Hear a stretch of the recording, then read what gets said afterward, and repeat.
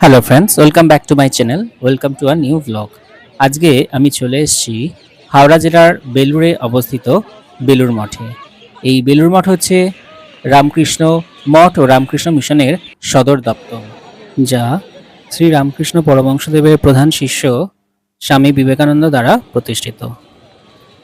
তো এই বেলুড় মঠে আপনারা কিভাবে আসবেন?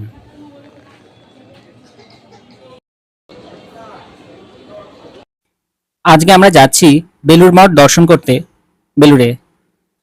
যারা ট্রেনে করে আসবেন তারা হাওড়া বর্ধমান লাইনের যে কোনো ট্রেন ধরে বেলুড় স্টেশন নেবে, সেখান থেকে অটো বা টোটো করে খুব সহজেই চলে আসতে পারবেন।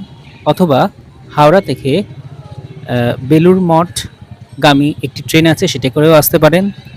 এছাড়া আপনারা জলপথে অর্থাৎ ফেরি সার্ভিস ব্যবহার করে বা নিজস্ব গাড়ি বা বাসে করে সড়ক পথে আসতে পারেন।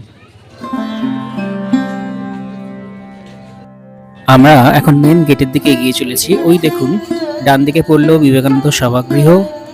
এর পাশেই আছে একটি ফুড প্রোডাক্টসের কাউন্টার, যেখানে রামকৃষ্ণ মিশনেরই ছাত্রদের দ্বারা তৈরি বিভিন্ন ধরনের খাদ্য সামগ্রী, যেমন জ্যাম, জেলি, আচার, সস, স্কোয়াশ ইত্যাদি পাওয়া যায়।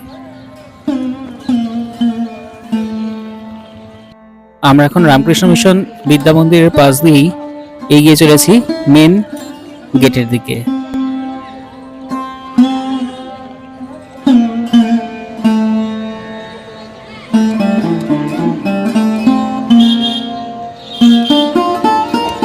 এখন আমরা চলে এসেছি বেলুড় মঠের মেন গেটের কাছে।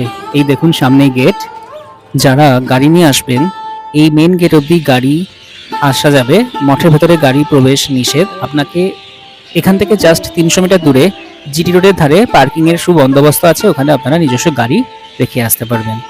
এখন আমরা মঠের ভেতরে প্রবেশ করে গেছি।